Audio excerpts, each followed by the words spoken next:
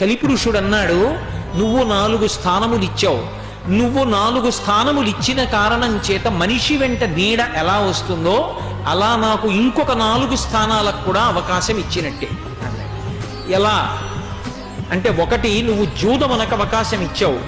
జూదం ఎక్కడుంటుందో అక్కడ అసత్యం ఉంటుంది. రెండిటిలో నేను ఉంటాను. ఎందుకంటే జూదం ఆడడం మొదలు పెట్టాలి, కానీ ఎన్ని అసత్యాలైనా ఆడి జూదం ఆడడానికే ప్రయత్నిస్తాడు. కాబట్టి జూదం ఉన్న చోట అసత్యం ఉంటుంది. ఆ అసత్యం ఉన్న చోట నేను ఉంటాను. ఇప్పుడు జూదము 2 స్థానాలయ్యి. రెండవది మద్యపానము. మద్యపానము ఎక్కడుంటుందో అక్కడ గర్వం ఉంటుంది. అప్పటి వరకు చాలా బాగుంటాడు.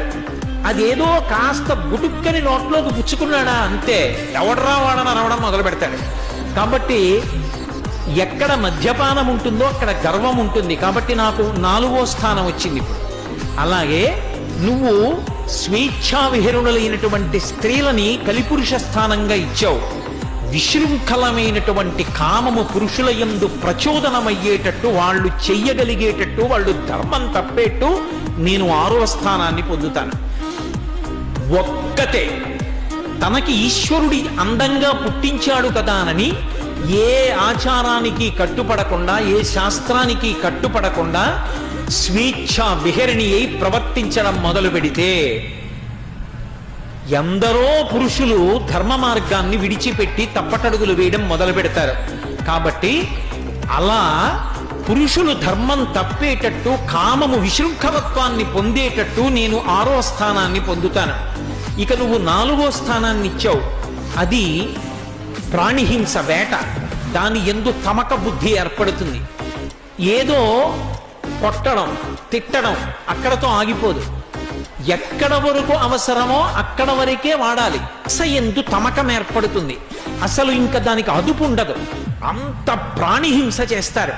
వేట యందు తమకం ఏర్పడుతుంది. కాబట్టి నువ్వు 4 ఇచ్చావు, వాటికి నీడలా 4 ఉన్నాయి. 8 నాకు స్థానములయ్యాయి. నువ్వు 4 ఇచ్చావు, నేను అడగలేదు. నేను ఒక్కటి అడుగుతాను, నాకు ఇయ్యి. 5వ స్థానం ఇచ్చినట్టు అవుతుందన్నాడు. మహారాజు కదూ, సాక్షాత్తు విష్ణు స్వరూపం. అడిగాడు కాబట్టి అడుగు, ఒక స్థానం ఇస్తానన్నాడు. బంగారమునందు నాకు ఉండే అవకాశం ఇమ్మన్నాడు. ఇచ్చానన్నాడు. ఇప్పుడు బంగారమునందు కలిపురుషుడు ఉంటాడు కనుక బంగారమునకు పక్కన ఇంకొక నీడ ఏర్పడింది. అదే వైరము. ఒంటి నిండా బంగారం పెట్టుకుని ఒక ఆయన కనపడ్డాడు అనుకోండి, ఎలా వచ్చింది అనుకుంటున్నారు? అవన్నీ ఏం ధార్మికంగా సంపాదించాడు అనుకుంటున్నారా అని అనవసరపు శత్రుత్వం పెంచుకోవడం మొదలు పెడతారు.